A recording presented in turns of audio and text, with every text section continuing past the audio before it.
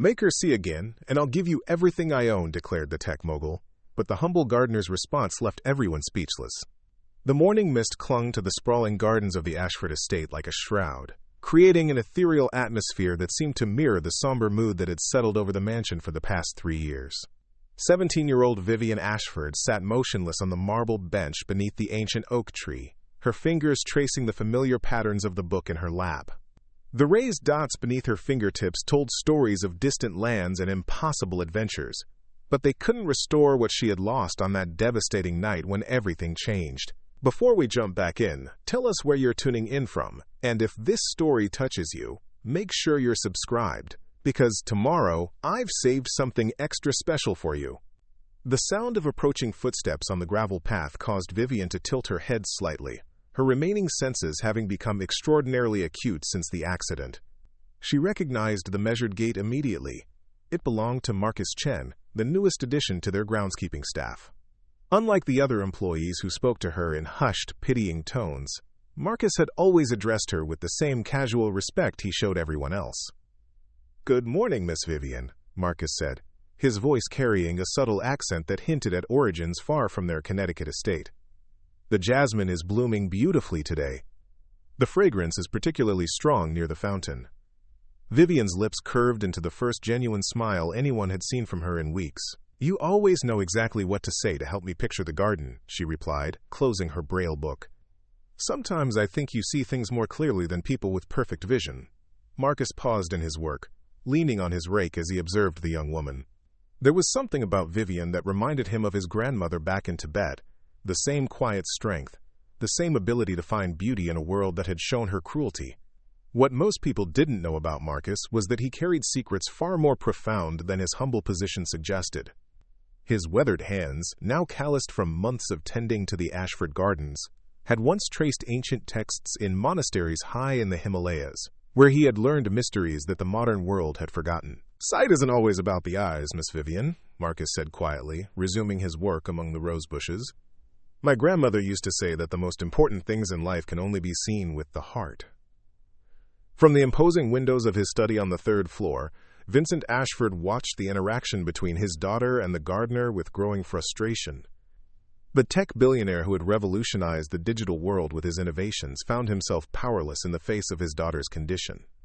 Since the car accident that had stolen Vivian's sight, Vincent had consulted with the world's most renowned specialists, funded cutting-edge research, and exhausted every medical avenue available. The family had spent nearly $20 million chasing hope, only to be told repeatedly that the damage to Vivian's optic nerves was irreversible. Vincent's assistant, Patricia Reynolds, knocked softly before entering the study. "Sir, Dr. Harrison from Johns Hopkins is on line 3. He's reviewed Vivian's latest scans and wants to discuss the experimental treatment in Switzerland." "Tell him what I've told all the others," Vincent said without turning from the window. "If there's even a 1% chance of success, money is no object. I'll fund whatever research he needs." Patricia hesitated at the door. "Sir, perhaps it might be worth considering that Vivian seems to be finding some peace. The staff has noticed she's been spending more time in the gardens, and she's actually been smiling lately. Maybe—" "Peace?" Vincent's voice rose sharply. "My daughter is 17 years old, Patricia. She should be preparing for college, dating, experiencing all the things young people do. Instead, she sits in the garden every day reading the same books over and over. That's not peace. That's resignation, and I won't accept it." Down in the garden, Vivian had no idea she was being observed. She was entirely focused on the conversation with Marcus, which had taken an unexpected turn. "You mentioned your grandmother again," she said. "You speak of her often, but you never really tell me about her. What was she like?" Marcus set down his tools and settled onto the grass near Vivian's bench, a gesture that would have horrified the other staff members who maintained strict boundaries with the family.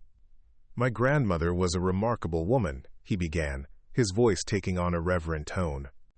"She lived in a small village in Tibet, where she served as a keeper of ancient knowledge. She could read texts that were thousands of years old, written in scripts that most people today have never seen." "Scripts?" Vivian's interest was clearly piqued. "Like different languages?" In a way, yes, but these weren't just different languages. They were different ways of understanding the world itself. Some of these ancient scripts weren't meant to be read with the eyes at all. They were designed to be felt, to be experienced through touch and intuition. Vivian leaned forward, her unseeing eyes bright with curiosity. That sounds incredible. Do you know any of these scripts? Marcus was quiet for a long moment, and Vivian could sense his internal struggle. Finally, he spoke. My grandmother taught me many things before she passed away. She said that knowledge should be shared with those who truly need it, regardless of the circumstances that bring them to that need. What do you mean? Vivian asked, though something in Marcus's tone suggested she was approaching territory that few people ever entered. There are ancient scripts, Miss Vivian, that predate Braille by thousands of years. Scripts that were developed by people who understood that wisdom comes not from what we see, but from what we feel and understand in our hearts. These scripts were used in temples and monasteries, passed down through generations of teachers who believed that true sight comes from within. Vivian's heart began to race. Marcus, are you saying there are forms of writing that existed before Braille? Forms that might be even more advanced? I am saying, Marcus replied carefully, that there are ways of communication that modern science has largely forgotten. Ways that connect directly to parts of the human consciousness that we rarely access in our busy, visual world. The conversation was interrupted by the arrival of Vincent Ashford himself, striding across the garden with his characteristic purposeful gait. Both Vivian and Marcus could hear his approach long before he spoke, the expensive leather of his shoes clicking against the stone pathways. Vivian, darling, Vincent said, his voice carrying the forced cheerfulness he had adopted since the accident. I've been looking for you. Dr. Harrison has some new information about a treatment center in Zurich. They're doing revolutionary work with optic nerve regeneration. Vivian's shoulders sagged slightly. Daddy, we've been through this so many times. Every doctor says the same thing eventually. The damage is too extensive. Why can't you just accept that this is who I am now? Because I'm your father, Vincent replied, his voice growing firm. And fathers don't give up on their children. I have resources that most people can only dream of, and I intend to use every single one of them to help you. Marcus had quietly resumed his gardening during this exchange, but Vincent suddenly seemed to notice his presence. You're new here, aren't you? Vincent asked, his tone shifting to the businesslike manner he used with employees. Yes, sir, Marcus Chen. I've been working on the grounds for about 4 months now. Well, Marcus, I'm sure you understand that my daughter needs space to focus on her recovery. Perhaps it would be best if you worked in other sections of the garden during her usual visiting hours. The dismissal was polite, but unmistakable. Marcus nodded respectfully. Of course, Mr. Ashford.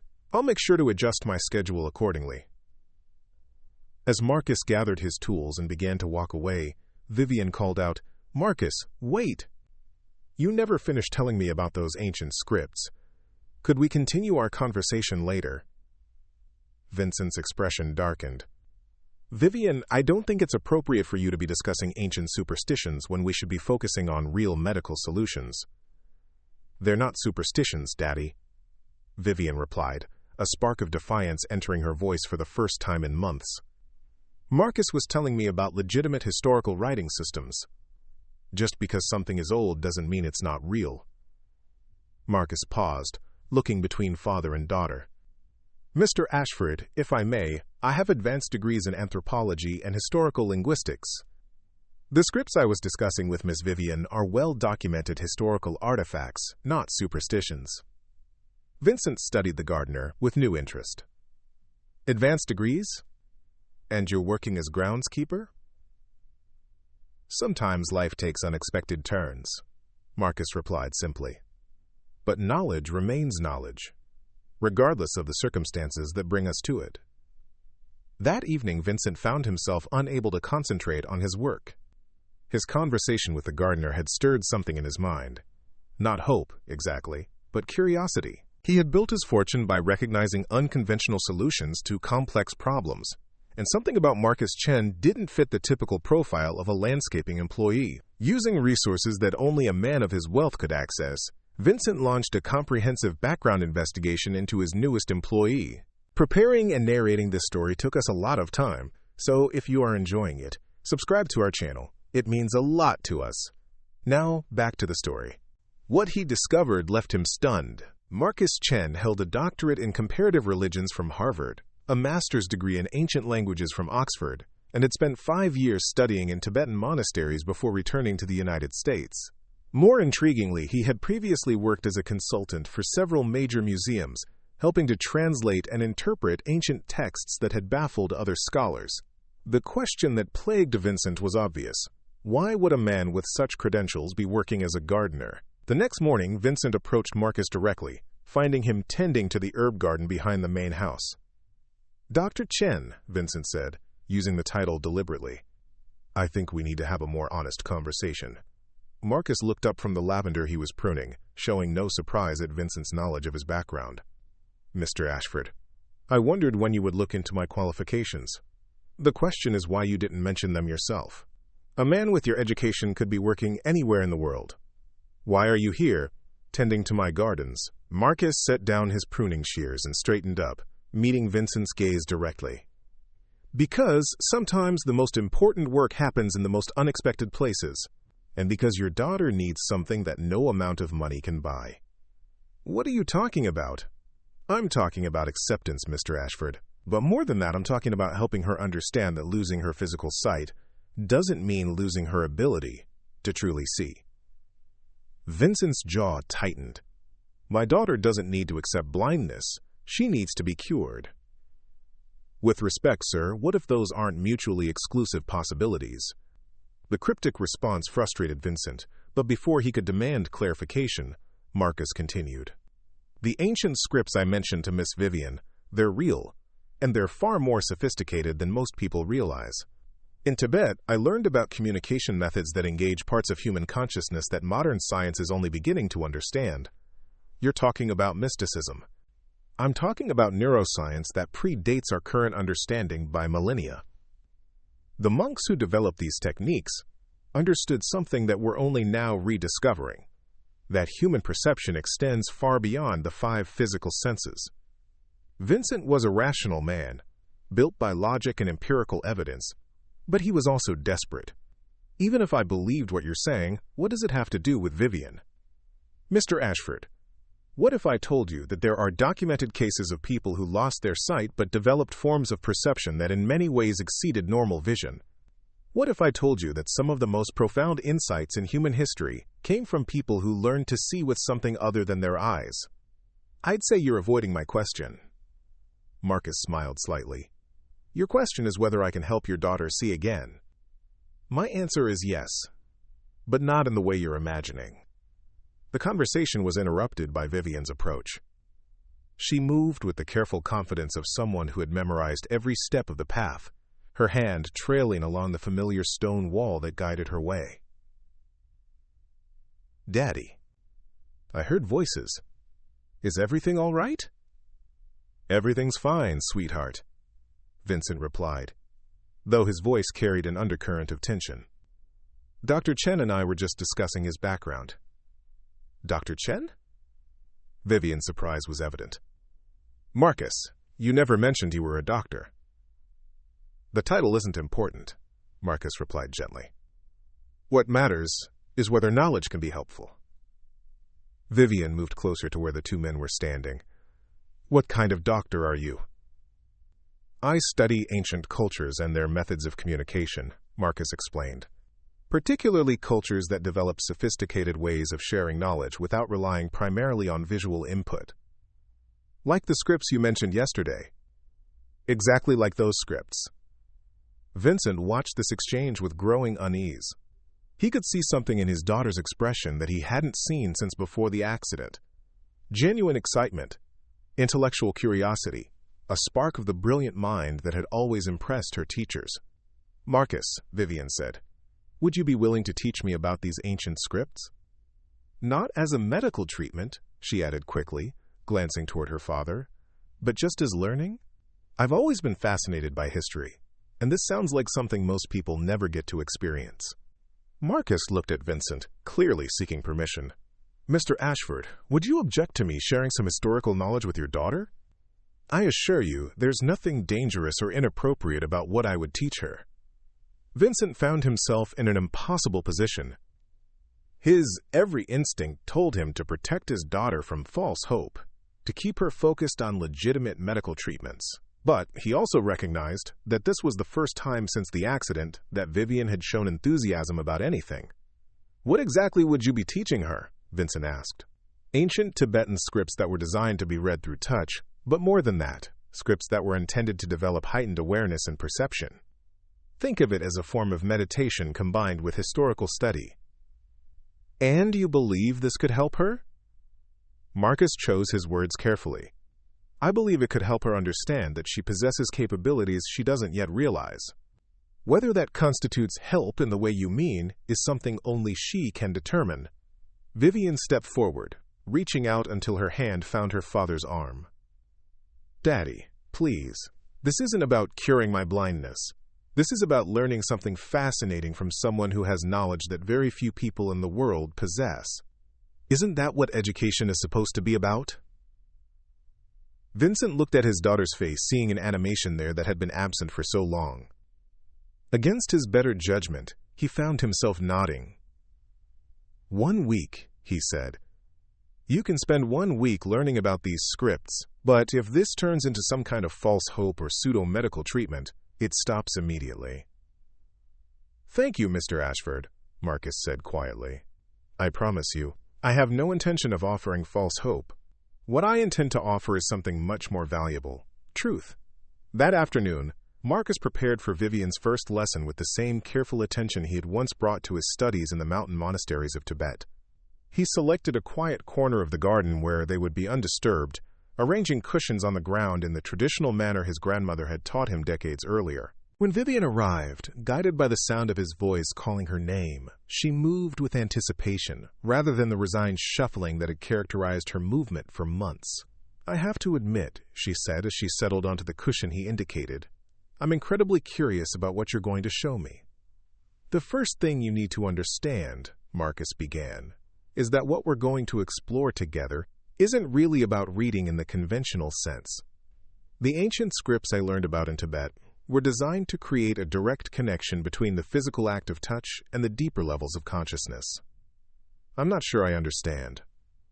Think about how you read Braille, Marcus said. Your fingers move across the raised dots, and your brain translates those patterns into letters, words, and eventually meaning. But there's a split second between touching the dots and understanding the meaning, isn't there? Vivian considered this. Yes, there's definitely a translation process. I feel the pattern, recognize it as a letter, combine letters into words, and then understand the meaning. The scripts we're going to explore work differently. They were designed so that the meaning flows directly from the touch, without the intermediate steps of translation. The monks who developed these techniques believed that human consciousness could process information much more directly than we typically realize. Marcus reached into a leather satchel he had brought with him and withdrew what appeared to be a flat stone tablet, roughly the size of a book. Its surface was covered with intricate patterns that had been carved deep enough to be easily felt. This is a reproduction of a tablet that was created in a Tibetan monastery over 800 years ago, Marcus explained, placing it carefully in Vivian's hands. The original is in a private collection, but I was permitted to make this copy during my studies. Vivian's fingers immediately began exploring the surface of the tablet. The patterns were unlike anything she had ever felt. Not the simple dots and dashes of Braille, but flowing, organic shapes that seemed to shift and change as her fingers moved across them. These patterns are beautiful, she said, her voice filled with wonder. They're almost like they're alive somehow. That's exactly the right word, Marcus said, his excitement evident. The monks who created these tablets believed that knowledge itself was alive, and that these scripts were a way of allowing that living knowledge to flow directly into human consciousness. As Vivian continued to explore the tablet, something extraordinary began to happen. The carved pattern seemed to warm under her touch, and she began to experience what she could only describe as impressions. Not words or images exactly, but direct understanding that bypassed her normal thought processes. Marcus, she said, her voice barely above a whisper, I'm feeling something strange. It's like the patterns are communicating with me somehow. Don't try to analyze it, Marcus advised gently. Just let yourself experience whatever comes. The ancient teachers believed that our analytical minds often interfere with deeper forms of understanding. For the next hour, Vivian remained absorbed in exploring the tablet, her fingers moving with increasing confidence across its surface. Marcus watched in fascination as her expression shifted and changed, reflecting the internal journey she was experiencing. Finally, she looked up, her face radiant with an inner light that Marcus recognized from his own early experiences with the ancient scripts. Marcus, I can't explain what just happened, but I feel like I've been having a conversation with someone or something that was speaking directly to my soul. That's exactly what the ancient teachers intended, Marcus replied. They believed that true communication happens not through words, but through direct transmission of understanding from one consciousness to another. But how is that possible? How can carved stone patterns create that kind of experience? Marcus smiled, remembering asking his grandmother the same question many years earlier.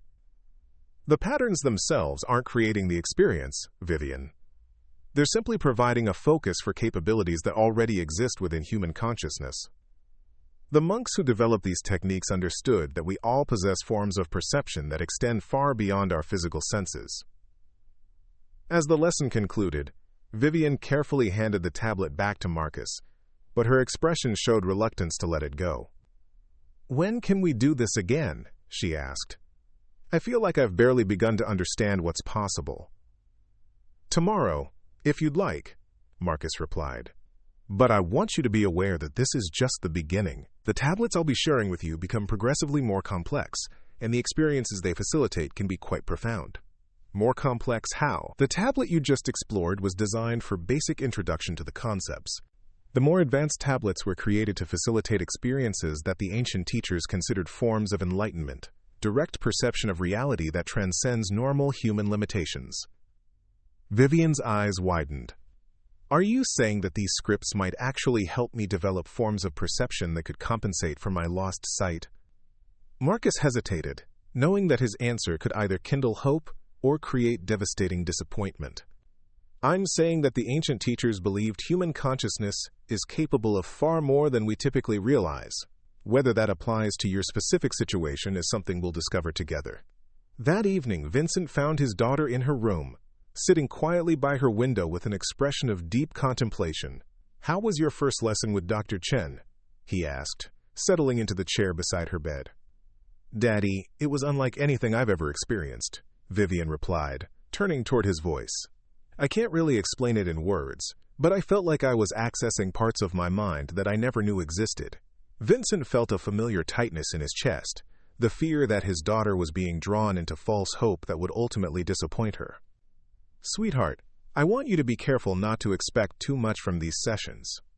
Dr. Chen seems like a knowledgeable man, but we can't lose sight of the fact that real medical treatments are still our best hope for restoring your vision." "I understand that, Daddy, but what if there are different kinds of vision? What if the way I've been thinking about sight has been too limited?" Vincent didn't know how to respond to that question. He had built his entire fortune on the belief that every problem had a technological solution, that enough money and determination could overcome any obstacle. The idea that his daughter might need to find a different kind of solution, one that couldn't be purchased or engineered, challenged everything he believed about the world. "Just promise me you'll keep an open mind about the medical treatments as well," he said finally. "Dr. Harrison believes the research in Switzerland could be genuinely promising." "I promise, Daddy, but I also hope you'll keep an open mind about what I'm learning with Marcus. Something tells me this journey is going to surprise both of us." The next morning brought an unexpected development. Vincent was reviewing financial reports in his study when Patricia burst in with an expression of barely controlled excitement. "Sir, you need to see this immediately," she said, placing a tablet computer on his desk. "It's a video call from Dr. Elizabeth Hoffman in Zurich. She says it's urgent regarding Vivian's case." Vincent activated the video call, and Dr. Hoffman's face appeared on the screen. She was a stern-looking woman in her 50s, with the bearing of someone accustomed to delivering both miracles and disappointments with equal composure. "Mr. Ashford, I'll get straight to the point." Dr. Hoffman began without preamble, We've been reviewing your daughter's medical records in preparation for the experimental treatment, and we've discovered something highly unusual. What do you mean unusual? The pattern of damage to your daughter's optic nerves doesn't match what we would expect from the type of trauma described in her accident reports. In fact, the damage pattern suggests that her visual cortex may still be partially functional, despite the apparent complete loss of sight. Vincent felt his heart racing. Are you saying there might be hope for recovery, after all? I'm saying that we may have been approaching her condition incorrectly from the beginning. If our new analysis is correct, the problem isn't necessarily in her optic nerves. It may be in the neural pathways that process visual information. And if that's the case, there are experimental techniques that might be able to help her brain develop alternative processing methods. Alternative processing methods? Think of it as teaching the brain to see in a completely different way. We've had some remarkable success with patients who have learned to process visual information through entirely different neural networks than those typically used for sight. Vincent ended the call in a state of profound confusion.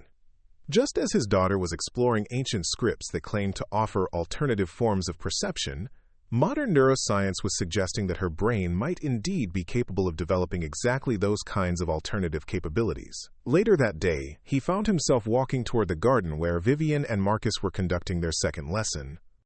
He had intended to simply observe from a distance, but what he saw stopped him in his tracks.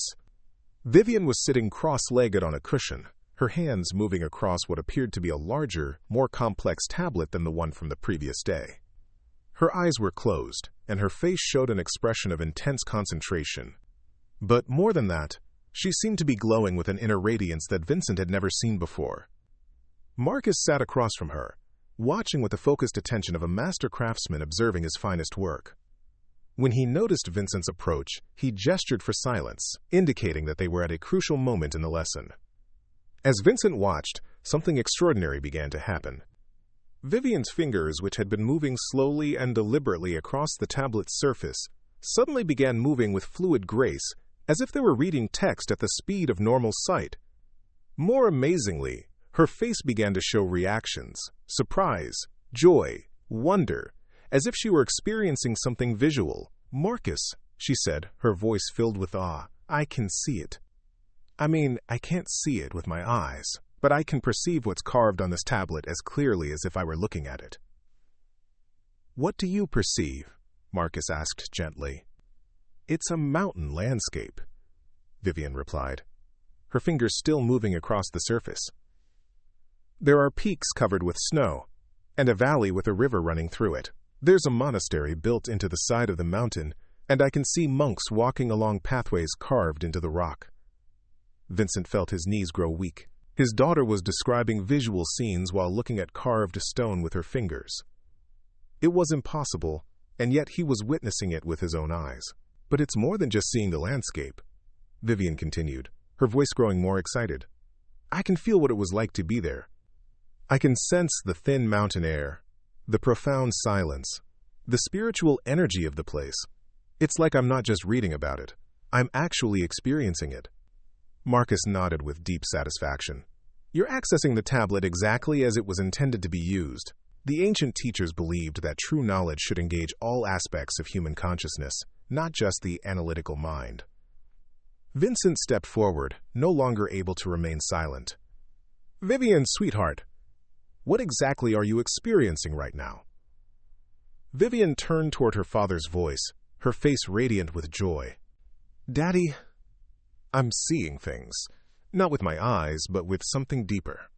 Marcus's ancient scripts are helping me access forms of perception I never knew I possessed." "But how is that possible?" Marcus stood up, looking directly at Vincent. "Mr. Ashford, what your daughter is experiencing is what neuroscientists are beginning to call neuroplasticity, the brain's ability to develop new neural pathways to process information.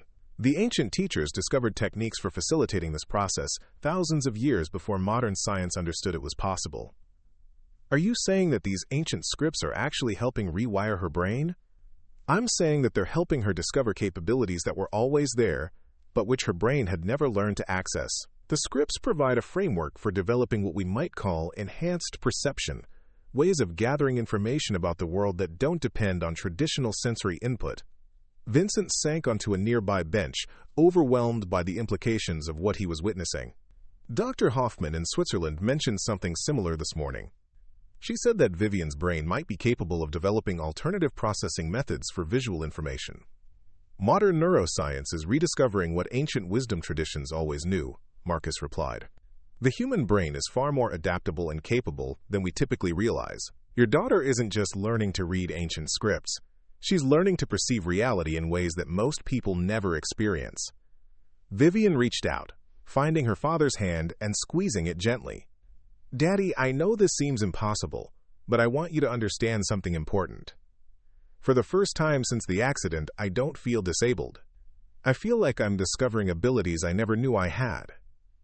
Vincent looked at his daughter's face, seeing a transformation that went far beyond anything he had dared to hope for. The broken, resigned girl who had been sitting listlessly in the garden just days earlier had been replaced by a young woman radiating confidence and wonder. What happens next? He asked Marcus. That depends on how far Vivian wants to take this journey, Marcus replied. The tablets I've shown her so far are introductory level. The most advanced scripts I learned in Tibet were designed to facilitate forms of perception that the ancient teachers considered supernatural. The ability to perceive distant locations, to sense the thoughts and emotions of others, even to glimpse potential futures. You're talking about psychic abilities? I'm talking about capabilities that exist at the far edges of human potential. Whether you call them psychic abilities or advanced neuroplasticity depends on your perspective. Vivian's grip on her father's hand tightened. Daddy, I want to explore this as far as possible. I feel like I'm on the verge of discovering something that could change not just my life, but my entire understanding of what it means to be human. Vincent found himself at a crossroads that would define not just his daughter's future, but his own understanding of reality itself. Everything his rational, business-minded worldview told him suggested that what he was witnessing was impossible. Yet the evidence of his own eyes, and more importantly the transformation he saw in his daughter, suggested that impossible might simply mean previously unknown.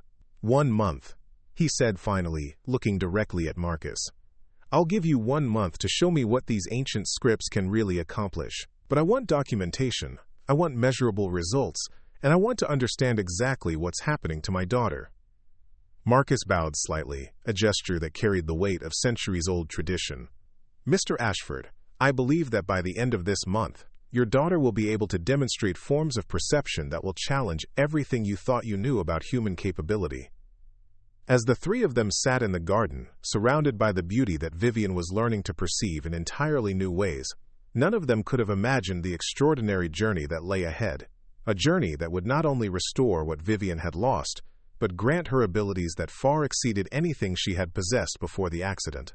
The first phase of her transformation was complete. Now the real adventure would begin. The morning sun filtered through the stained glass windows of Vincent Ashford's study, casting rainbow patterns across the mahogany desk where he sat reviewing the most unusual contract of his career. 3 weeks had passed since he had agreed to Marcus Chen's month-long demonstration, and the changes in his daughter had been nothing short of miraculous. But what he was about to witness would challenge everything he thought he understood about the nature of human perception itself.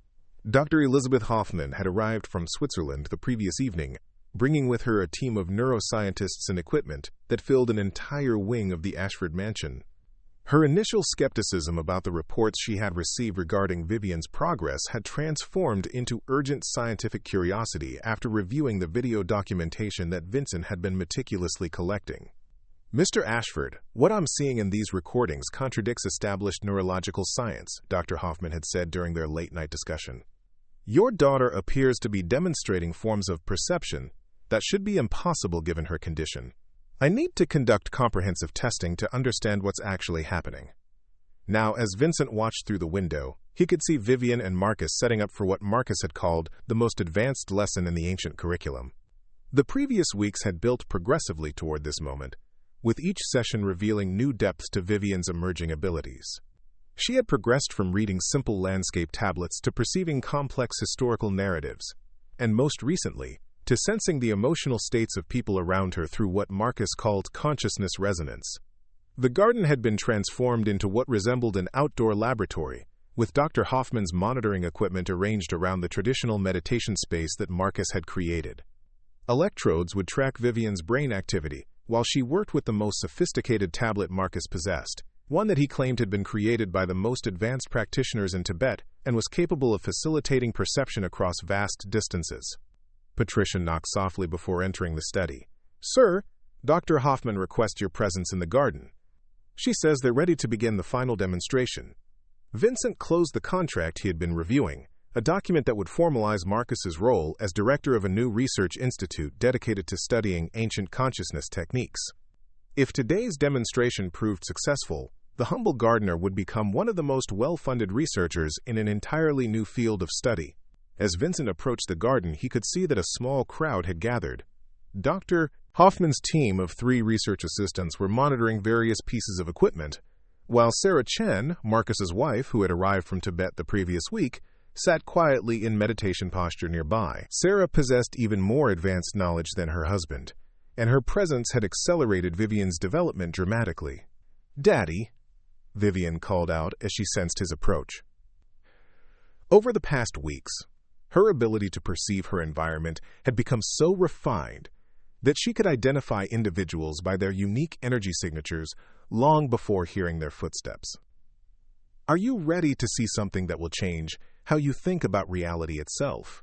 Vincent took his place beside Dr. Hoffman, who was studying readouts on her tablet with intense concentration. "Her baseline brain activity is already showing patterns I've never seen before," the doctor murmured. "The regions associated with visual processing are incredibly active, despite the complete absence of optical input." Marcus held what appeared to be the most intricate tablet yet, a piece of carved stone that seemed to shimmer with an inner light despite being made of ordinary material. The patterns covering its surface were so complex they seemed to shift and move as the light played across them. "This tablet was created by my teacher's teacher in Tibet," Marcus explained to the assembled group. "It contains what the ancient masters called the map of all things, a script designed to facilitate perception that transcends the limitations of space and time. What exactly are you claiming this tablet can do?" Dr. Hoffman asked, her scientific skepticism evident despite her growing amazement at what she had already witnessed. "I'm claiming that it can help Vivian perceive events and locations that are far beyond the reach of her physical senses," Marcus replied calmly. "The ancient teachers believed that consciousness itself is not limited by the boundaries of the individual brain, and that properly trained awareness can access information from anywhere in the universe." Dr. Hoffman's expression showed the struggle between her scientific training and the extraordinary evidence she had been documenting. That would require forms of quantum consciousness that theoretical physics only speculates about. "Perhaps," said Sarah Chen, speaking for the first time since the group had assembled, "your theoretical physics is beginning to catch up with ancient practical knowledge."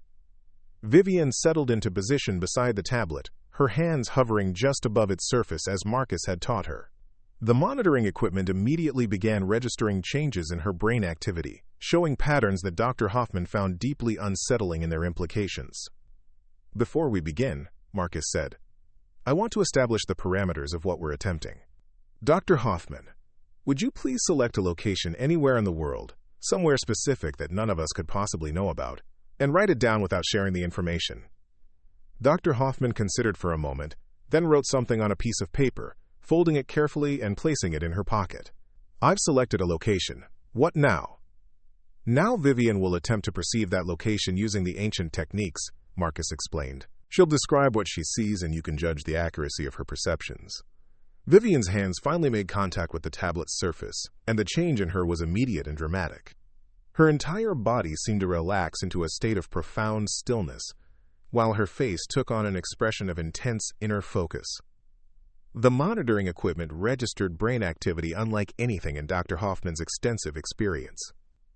"I'm beginning to perceive something," Vivian said, her voice taking on a dreamy, distant quality. "I'm seeing a large building made of red brick, with many windows. There's snow on the ground around it, and mountains visible in the distance." Dr. Hoffman's face went pale, but she remained silent. "The building has a large clock tower," Vivian continued, her confidence growing. "There's a courtyard in the center, and I can see people walking across it wearing heavy coats. The architecture looks European, possibly Swiss or Austrian." Can you perceive anything more specific? Marcus asked gently. Vivian's brow furrowed with concentration. There's a sign over the main entrance, but it's in a language I don't recognize. Wait. I'm getting an impression of the meaning rather than the actual words. It's something about medical research, and the name includes the word institute. Dr. Hoffman pulled the paper from her pocket with trembling hands and unfolded it. Written in her precise handwriting were the words, "The Hoffman Medical Research Institute, University of Zurich, Switzerland, my office building where I work." The silence that followed was deafening. Vincent stared at his daughter, then at the paper, then back at his daughter, struggling to process what he had just witnessed. "That's impossible," one of Dr. Hoffman's research assistants whispered. "There's no way she could have known that." But Vivian wasn't finished. "Dr. Hoffman, there's something else. I'm perceiving a woman in one of the offices, middle-aged, with short gray hair, wearing a white lab coat. She's looking at brain scans on a computer screen, and she seems frustrated about something. The scans show damage to the visual cortex." Dr. Hoffman's hands began to shake visibly. "My colleague Dr. Martinez is reviewing similar brain scans in my office at this very moment. She's trying to solve a case that's been frustrating her for weeks. The patient is a young man," Vivian continued, her perception becoming even more detailed. "He lost his sight in an accident, but his brain activity suggests that recovery might be possible with the right approach. Dr. Martinez is frustrated because traditional treatments haven't worked, but she's missing something important. What is she missing?" Dr. Hoffman asked, her scientific objectivity crumbling in the face of impossible evidence. "She's approaching the problem as if the brain is a machine that needs to be repaired," Vivian replied. "But consciousness isn't a machine. It's a field of awareness that can learn to perceive through entirely different pathways. The young man doesn't need his original visual system to be fixed. He needs to develop new ways of seeing." The implications of what Vivian was suggesting hit Dr. Hoffman like a physical blow. "Are you saying that the techniques you've learned could help other patients with similar conditions?" "I'm saying that what I've learned represents a completely new approach to understanding human perception itself," Vivian replied, finally lifting her hands from the tablet and opening her eyes. "The ancient scripts didn't just teach me to read with my fingers. They taught me that consciousness is far more flexible and powerful than we ever imagined." Vincent found his voice at last. "Vivian, what you just demonstrated, it defies everything we know about how perception works. Does it, Daddy? Or does it simply expand what we thought was possible?" Marcus stepped forward, his expression showing deep satisfaction at his student's progress. "Mr. Ashford, what your daughter has accomplished represents just the beginning of what these ancient techniques can facilitate. In Tibet, I studied with masters who could perceive events happening anywhere on Earth, who could sense the thoughts and emotions of people thousands of miles away, who could even glimpse probable futures." "You're talking about abilities that sound like science fiction," Dr. Hoffman protested, though her tone carried less conviction than before. "I'm talking about capabilities that represent the natural evolution of human consciousness," Sarah Chen interjected. "The ancient teachers understood that what you call normal human perception is actually a dramatically limited version of what we're capable of experiencing." Over the following hours, Vivian demonstrated ability after ability that challenged every assumption the scientists had brought with them. She accurately described the contents of sealed envelopes, perceived the emotional states of people in distant rooms, and even provided detailed accounts of events happening in real time at locations hundreds of miles away. But perhaps most remarkably, she began to demonstrate what Marcus called healing perception, the ability to sense imbalances in other people's energy systems and guide them toward resolution. When one of Dr. Hoffman's assistants mentioned a chronic headache, Vivian placed her hands near the woman's head and somehow guided her through a process that eliminated the pain entirely. "How did you do that?" the assistant asked in amazement. "I could perceive the disruption in your energy flow," Vivian explained. "The ancient scripts taught me that consciousness and physical health are intimately connected. When I learned to perceive subtle energy patterns, I also learned how to help restore balance when those patterns become disrupted." By the end of the day, Dr. Hoffman's worldview had been completely shattered and rebuilt. "Mr. Ashford, what I've witnessed today changes everything. Not just about your daughter's condition, but about human potential itself. We need to establish a formal research program immediately." Vincent nodded, realizing that the contract he had been reviewing that morning would need to be completely rewritten. What had begun as a desperate father's last hope for his daughter had evolved into the foundation for an entirely new field of human development. "Marcus, Dr. Chen," Vincent said, addressing both the gardener and his wife, "I want to establish the most comprehensive research institute in the world dedicated to studying these techniques. Money is no object. We'll bring together the best minds from neuroscience, consciousness research, and ancient wisdom traditions." "With respect, Mr. Ashford," Marcus replied, "the most important research has already been accomplished. Your daughter has proven that human consciousness is capable of far more than we ever imagined. The question now is how we share this knowledge with the world." Sarah Chen stood up, moving with the graceful dignity that came from decades of meditation practice. "In Tibet, we have a saying, 'When the student is ready, the teacher appears.' When the student surpasses the teacher, the world is ready for transformation." "What do you mean?" Vivian asked. "I mean that you have progressed far beyond what Marcus or I can teach you. You have become a bridge between ancient wisdom and modern understanding. Your role now is to help others discover their own extraordinary capabilities." The implications of Sarah's words settled over the group like a benediction. Vivian had not simply recovered from her blindness. She had transcended the very concept of disability and emerged as a pioneer in human consciousness development. Several weeks later, the Ashford Institute for Consciousness Research held its inaugural symposium. Scientists, philosophers, and spiritual teachers from around the world had gathered to witness demonstrations of what was being called enhanced human perception. The mansion's ballroom had been converted into a conference center, with equipment that allowed remote participants to observe via satellite link. Vivian stood at the podium, no longer the broken girl who had sat listlessly in the garden months earlier. She radiated confidence and wisdom that seemed far beyond her 17 years.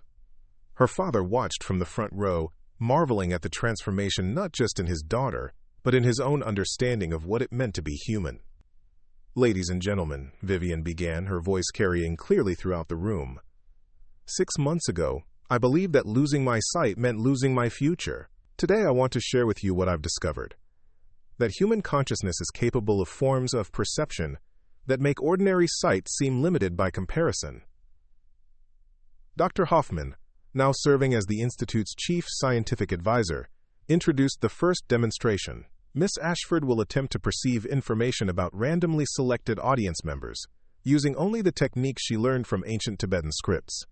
What followed was a series of demonstrations that left the international audience stunned. Vivian accurately described the childhood homes of people she had never met, provided detailed accounts of their recent travels, and even offered insights into their personal challenges and potential solutions. But the most profound moment came when an elderly physicist from Cambridge stood up during the question period. "Miss Ashford, I've spent my entire career studying the fundamental nature of reality.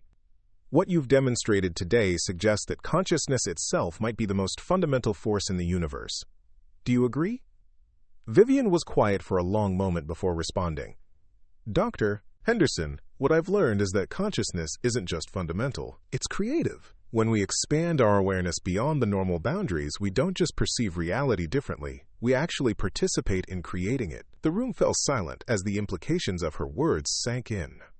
She was suggesting that human consciousness was not merely an observer of reality, but an active participant in its creation. Marcus, who had been listening from the back of the room, felt tears streaming down his face. His student had not only mastered the ancient teachings, but had evolved them into something entirely new. She had become what the Tibetan masters called a consciousness pioneer, someone who opens new pathways for human development. That evening, as the symposium concluded and the international visitors departed, Vincent found himself alone with his daughter in the garden where her transformation had begun. The ancient oak tree stood silhouetted against the stars, a silent witness to the miracle that had unfolded beneath its branches. "Vivian, I need to tell you something," Vincent said, taking his daughter's hand.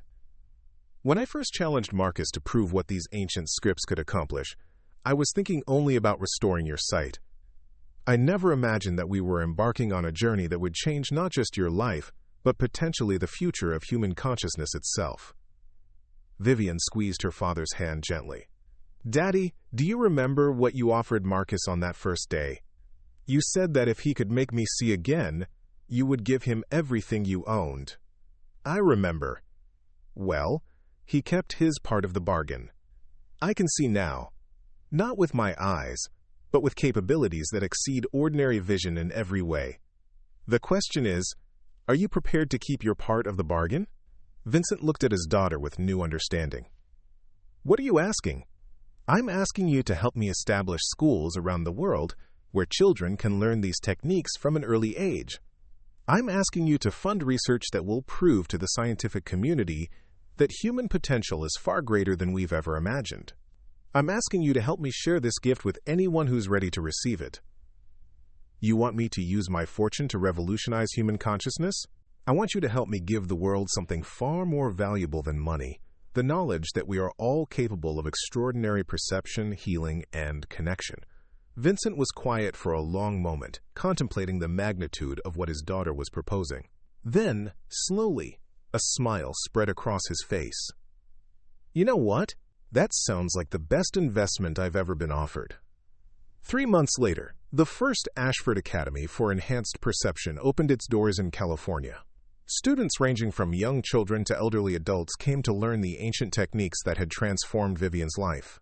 Many were people with various forms of disability who discovered, as Vivian had, that their apparent limitations were actually gateways to extraordinary abilities. Marcus served as the Academy's Director of Traditional Studies, while Sarah Chen led the Advanced Consciousness Research Program. Dr. Hoffman headed the Scientific Validation Department, documenting and publishing research that was revolutionizing multiple fields of study. But perhaps most remarkably, Vivian herself had become something unprecedented in human history, a teacher who could perceive each student's unique potential and guide them toward their own extraordinary capabilities. She had not only transcended her own limitations, but had become a catalyst for others to transcend theirs. On the first anniversary of her initial lesson with Marcus, Vivian stood once again in the garden of her family's estate. The ancient oak tree was beginning to show its autumn colors, and the setting sun painted the sky in brilliant shades of gold and crimson. But now, instead of seeing these beauties with her eyes, she perceived them through forms of awareness that revealed the deeper patterns of life itself. Marcus approached, carrying the simple stone tablet that had started her journey. Miss Vivian, I have something for you. She turned toward him, her face radiant with the inner light that had become her signature. What is it, Marcus? It's the original tablet that my grandmother used when she first taught me these techniques in Tibet. She told me that someday I would know the right person to pass it on to. Vivian accepted the tablet reverently, feeling the ancient wisdom that had been embedded in its stone surface by countless generations of seekers. Marcus, this is too precious. I can't accept something so sacred. My grandmother said that sacred objects are meant to be used, not preserved. She believed that the greatest way to honor ancient wisdom is to use it to create new possibilities for human growth. As Vivian held the tablet, she experienced a vision that took her breath away. She saw a future where schools like the Academy existed around the world, where children grew up learning to perceive reality through expanded consciousness, where humanity had evolved beyond the limitations that had constrained previous generations. She saw a world where blindness, deafness, and other apparent disabilities were recognized as different ways of experiencing reality, each offering unique gifts to human understanding. She saw communities where healing happened through consciousness rather than just medicine, where conflicts were resolved through enhanced empathy rather than force. Most remarkably, she saw herself as an elderly woman, still teaching and learning, surrounded by students who had surpassed even her extraordinary abilities. The ancient wisdom that had saved her life had become the foundation for humanity's next great evolutionary leap. Marcus, she said, her voice filled with wonder, I can see it all. The future we're creating together. It's more beautiful than anything I could have imagined. Marcus smiled, recognizing the expression on her face as the same one his grandmother had worn when she glimpsed the vast potential that lay within human consciousness. What do you see, Miss Vivian? I see a world where everyone knows what I know, that we are far more than we appear to be, that consciousness itself is the key to unlocking human potential. and that what we call miracles are simply natural capabilities waiting to be developed.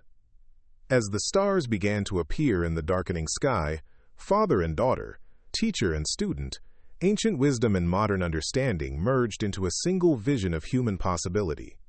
The billionaire who had desperately sought to restore his daughter's sight had discovered something far more valuable, a new understanding of what it meant to see, to perceive, and to be truly human. Vincent Ashford had kept his promise, giving Marcus Chen everything he owned. But in return, he had received something priceless, a daughter whose abilities exceeded anything he had ever dared to dream, and a future where human consciousness itself would never again be limited by the boundaries that previous generations had accepted as unchangeable. The humble gardener had indeed made the billionaire's daughter see again, not through curing her blindness, but by revealing that true sight comes from within, and that the human capacity for perception extends far beyond anything the physical eyes could ever show. Up next, you've got 2 more standout stories right on your screen. If this one hit the mark, you won't want to pass these up. Just click and check them out.